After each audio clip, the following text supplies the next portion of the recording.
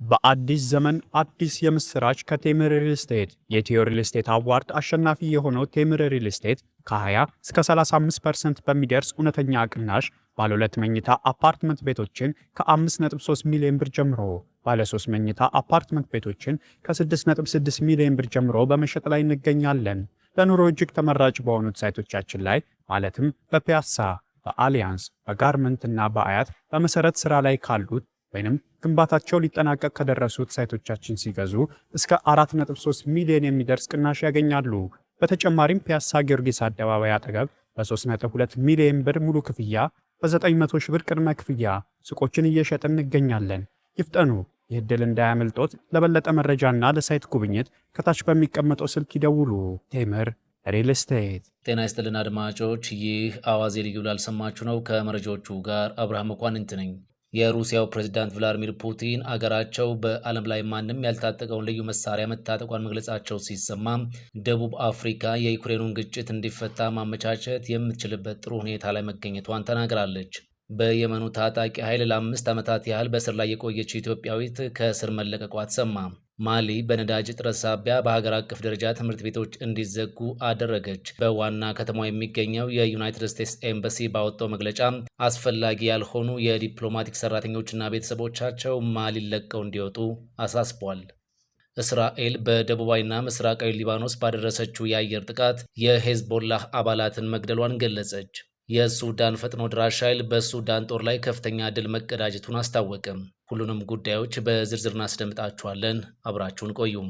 ደቡብ አፍሪካ የዩክሬኑን ግጭት እንዲፈታ ማመቻቸት የምትችልበት ጥሩ ሁኔታ ላይ ትገኛለች ሲሉ ፕሬዚዳንት ራማፎሳ ተናገሩ። አፍሪካዊቷ አገር የዩክሬንን ግጭት ለመፍታት ለሚደረገው ድርድር አስተናጋጅ ለመሆን ዝግጁ መሆኗን ፕሬዚዳንቱ ለስፑትኒክ ተናግረዋል። ራማፎሳ አክለውም የሰላም ሂደቱ አካል በመሆን ሞስኮንና ኪቭን እንደገና ለመጎብኘት ዝግጁ መሆናቸውን ገልጸዋል። ምንም እንኳን አገራቸው ከዩክሬኑ ግጭት በጣም የራቀች ቢሆንም የውጭ ፖሊሲዋ በኔልሰን ማንዴላ ትምህርት መሰረት ጦርነትን ሳይሆን ድርድርን ትመርጣለች ብለዋል ፕሬዝዳንቱ።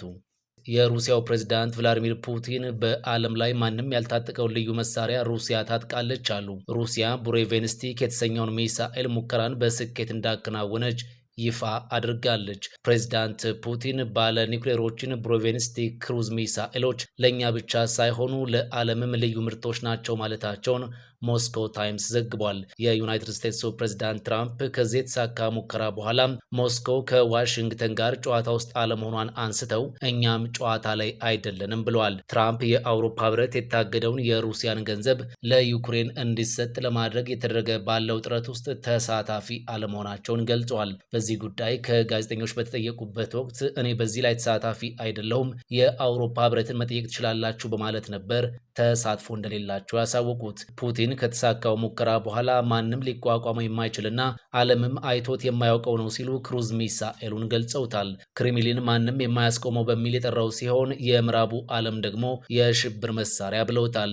ይሄው የተመሰከረለት የጦር መሳሪያ የሚሳኤል መከላከያ ዘዴዎችን የማለፍ አቅሙን በሙከራ ጊዜው እንዳለፈ ተነግሮለታል። ከዚህ በተጨማሪ ወደፊት ለሚመረቱ የሚሳኤል መከላከያ ስርዓትም የማይበገር እንደሆነ ተዘግቦለታል። ገደብ የለሽ ርቀት መጓዝ እንደሚችል የታመነበት ሚሳኤሉ ሲወነጨፍም ተገማች አለመሆኑ ተነግሯል። ፕሬዚዳንት ትራምፕ የዩክሬኑን ጦርነት ለመቋጨት ከፑቲን ጋር እያደረጉት ያለው ንግግር ወደ ውጤት የማምራቱ ጉዳይ አጠያያቂ መሆኑን ከገለጹና በቅርቡም ይደረጋል ተብሎ የታሰበውን የሁለቱን የቡዳፔስቱን ቀጠሮ ለጊዜው መሰረዙን ካስታወቁ በኋላ በሩሲያ ሁለት ትልልቅ የነዳጅ ካምፓኒዎች ላይ ማዕቀብ መጣላቸው አይዘነጋም። ፕሬዝዳንት ፑቲን ጦርነቱ በዚህ ቀን ያበቃል ብለው መናገር አልፈለጉም። አቻቸው ትራምፕ በጥር ወደ ዋይት ሃውስ ከመመለሳቸው በፊት የዩክሬኑን ጦርነት ፍጻሜ ለማሰጠት አንድ ቀን ብቻ እንደሚበቃቸው መግለጻቸው አይዘነጋም። ማሊ በነዳጅ እጥረት ሳቢያ በሀገር አቀፍ ደረጃ ትምህርት ቤቶችን ዘጋች።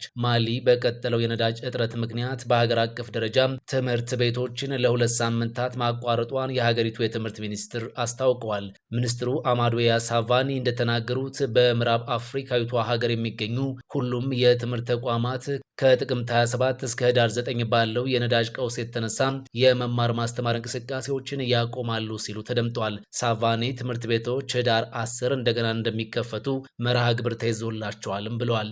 ማሊ ለሳምንታት ያህል ነዳጅ የጫኑ ታንክሮች የሚያስተላልፉ መንገዶች በታጣቂ ቡድኖች በመዘጋጀታቸው በተለይም በዋና ከተማዋ ባማኮ ላይ የነዳጅ ቀውስ ገጥሟታል። በነዳጅ ማደያዎች ረጃጅም ሰልፎች የተፈጠሩ ሲሆን የህዝብ ማመላለሻና ሞተር ሳይክሎች፣ ታክሲዎች በከፍተኛ ሁኔታ ተስተጓጉለዋል። ይህም ባማኮ በተለምዶ በተጨናነቀው ጎዳናዎች ላይ ከወትሮው በተለየ ጸጥ እንዲል አድርጓልም ተብሏል። በመዲናዋ የሚገኙ የከፍተኛ ትምህርት ተቋማትም በነዳጅ እጥረት ሳቢያ ተማሪዎችና መምህራን ግቢ መድረስ ባለመቻላቸው ትምህርታቸውን ለማቋረጥ መገደዳቸውን ተናግሯል። በባማኮ የሚገኘው የዩናይትድ ስቴትስ ኤምባሲ ባሳለፍነው አርብ ባወጣው መግለጫ አስፈላጊ ያልሆኑ የዲፕሎማቲክ ሰራተኞችና ቤተሰቦቻቸው ማሊን ለቀው እንዲወጡ አሳስቧል። ለዚህም ምክንያት የነዳጅ እጥረትና እየጨመረ በመጣው የደህንነት ስጋት መሆኑ ተመላክቷል። ኤምባሲው ከባማኮ ውጪ መደበኛ ወይንም የድንገተኛ ቆንስላ አገልግሎቶችን መስጠት እንደማይችል ገልጾ ወደ ማሊ የሚደረጉ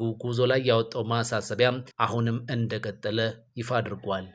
እስራኤል በደቡባዊና ምስራቃዊ ሊባኖስ ባደረሰችው የአየር ጥቃት 3 ሰዎች ተገድለዋል ተባለም። የሊባኖስ የጤና ሚኒስቴር የተገደሉት ንጹሐን መሆናቸውን ያስታወቀ ቢሆንም እስራኤል ግን የሄዝቦላ ታጣቂ ቡድን አባላት መሆናቸውን አስታውቃለች። በምስራቃዊ ሊባኖስ የተገደለው አሊ ሁሴን የተባለው ሊባኖሳዊ የጦር መሳሪያዎችን ከሶሪያ የሚገዛና ለሄዝቦላ እንዲደርስ የሚያደርግ ግለሰብ ስለመሆኑ እስራኤል ገልጻለች። ይኸው ግለሰብ ቡድኑ እንደ አዲስ እንዲደራጅና እንዲጠናከር ለማድረግ ከፍተኛ ሚና በመጫወት ላይ የነበረ ስለመሆኑ ባወጣችው መግለጫ እስራኤል አስታውቃለች። ሌላው በጥቃቱ የተገደለው ግለሰብም የሄዝቦላ የአካባቢ አስተዳደር ተወካይ የነበረ ስለመሆኑ ገልጻለች። በእስራኤል በኩል እንዲህ አይነቱ መግለጫ ይሰማ እንጂ ቡድኑ ተገድለውበታል ስለተባለው አባላቱ እስካሁን ያለው ነገር የለም። በእስራኤልና በሄዝቦላ መካከል የተኩስ አቁም ስምምነት የተፈረመው ባለፈው ዓመት እንደሆነ ይታወሳል። ጠቅላይ ሚኒስትር ቤንያሚን ኔትንያሁ እስራኤል በጋዛም ይሁን በሊባኖስ የፈረመችው የተኩስ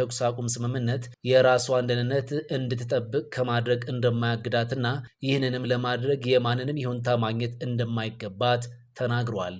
የሱዳን ፈጥኖ ድራሽ ኃይል በሱዳን ጦር ላይ ከፍተኛ ድል መቀዳጀቱን ገለጸ።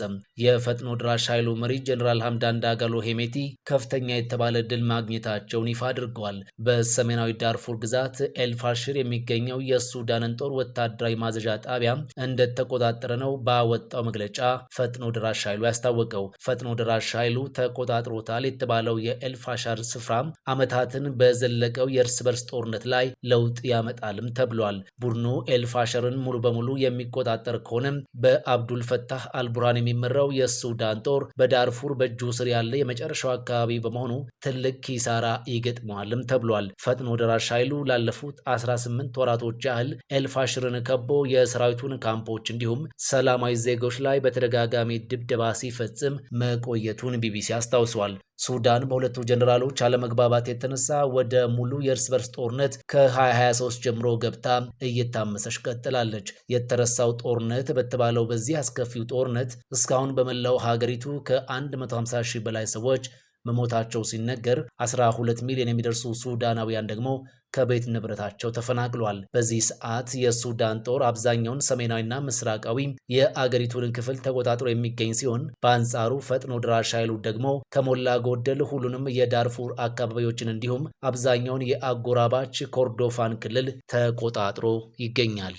በየመኑ ታጣቂ ኃይል ለ5 ዓመታት ያህል በእስር ላይ የቆየችው ኢትዮጵያዊት ከእስር መለቀቋ ተሰማም። የመኒ ኢትዮጵያዊቷ ሞዴል ከ5 ዓመታት እስር በኋላ እንደተለቀቀች ታውቋል። የየመን አማጺው ኃይል ሁቲ ለ5 ዓመታት በእስር ላይ ያቆያት የመኒ ኢትዮጵያዊት ሞዴል ኢንቲሳር አልሐማዲን መለቀቋን ጠበቋና የጸጥታ ምንጮች መናገራቸውን የፈረንሳዊ የዜና አገልግሎት ኤኤፍፒ ዘግቧል።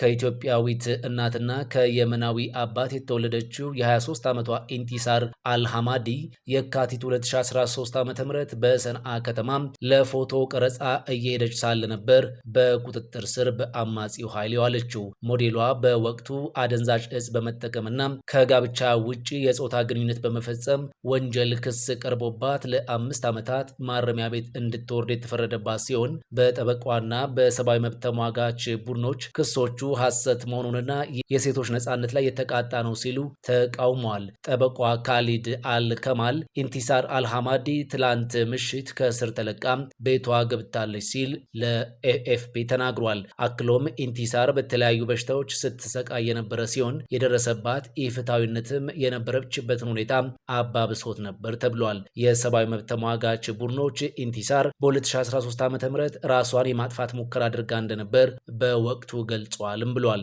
ከኢትዮጵያዊት እናትና ከየመናዊ አባት የተገኘችው ኢንቲሳር በሂጃብና ያለ ሂጃብ ባህላዊ ልብሶችን፣ ጂንስ ወይንም የሌዘር ጃኬቶችን ለብሳ በደርዘን የሚቆጠሩ ፎቶዎችን በማህበራዊ ትስስር ገጿ ላይ ለጥፋ እንደነበር የዜና አውታሩ ገልጿል። ሞዴሏ በኢንስታግራምና ፌስቡክ በሺዎች የሚቆጠሩ ተከታዮችም አሏት። ኢንቲሳር ሐማዲ ለ4 ዓመታት በሞዴልነት መስራቷንና በሁለት የየመን የቴሌቪዥን ተከታታይ ድራማዎች ላይ መሳተፏን ሁማን ራይትስ ዎች አስታውቋል። አምነስቲ ኢንተርናሽናል በበኩሉ ሞዴሏ በታሰረችበት ወቅት አይኖቿ ተሸፍነው ጥያቄዎች ተጠይቃለች። በአካላዊ ጥቃትና የቃል ስድብ ደርሶባታል። የዘረኝነት ስድቦች ተሰንዝረውባታል። እንዲሁም የአደንዛዥ እጽ መያዝንና ዝሙትን ጨምሮ በርካታ ጥፋቶችን እንድታምን ተገዳ ነበርም ብሏል። በአዲስ ዘመን አዲስ የምስራች ከቴምር ሪል ስቴት የኢትዮ ሪል ስቴት አዋርድ አሸናፊ የሆነው ቴምር ሪል ስቴት ከ20 እስከ 35% በሚደርስ እውነተኛ ቅናሽ ባለ 2 መኝታ አፓርትመንት ቤቶችን ከ5.3 ሚሊዮን ብር ጀምሮ፣ ባለ 3 መኝታ አፓርትመንት ቤቶችን ከ6.6 ሚሊዮን ብር ጀምሮ በመሸጥ ላይ እንገኛለን። ለኑሮ እጅግ ተመራጭ በሆኑት ሳይቶቻችን ላይ ማለትም በፒያሳ፣ በአሊያንስ፣ በጋርመንት እና በአያት በመሰረት ስራ ላይ ካሉት ወይንም ግንባታቸው ሊጠናቀቅ ከደረሱት ሳይቶቻችን ሲገዙ እስከ 4.3 ሚሊዮን የሚደርስ ቅናሽ ያገኛሉ። በተጨማሪም ፒያሳ ጊዮርጊስ አደባባይ አጠገብ በ3.2 ሚሊዮን ብር ሙሉ ክፍያ፣ በ900 ሺህ ብር ቅድመ ክፍያ ሱቆችን እየሸጥን እንገኛለን። ይፍጠኑ! ይህ ዕድል እንዳያመልጦት። ለበለጠ መረጃና ለሳይት ጉብኝት ከታች በሚቀመጠው ስልክ ይደውሉ። ቴምር ሪል ስቴት። ፈጣን ያልተሰሙ መረጃዎችንና ትኩስ የኪነ ጥበብ ዜናዎችን ለማግኘት የቁም ነገር ሚዲያ የዩቲዩብ ቻናልን በመቀላቀል ቤተሰብ የሆኑ ቻናላችንን ሰብስክራይብ ያድርጉ። በቲክቶክም አለን። ቁም ነገር ሚዲያ ኦፊሻል ብለው ይከተሉን። እናመሰግናለን። ቁም ነገር ሚዲያ፣ ለቁም ነገር እንሰራለን።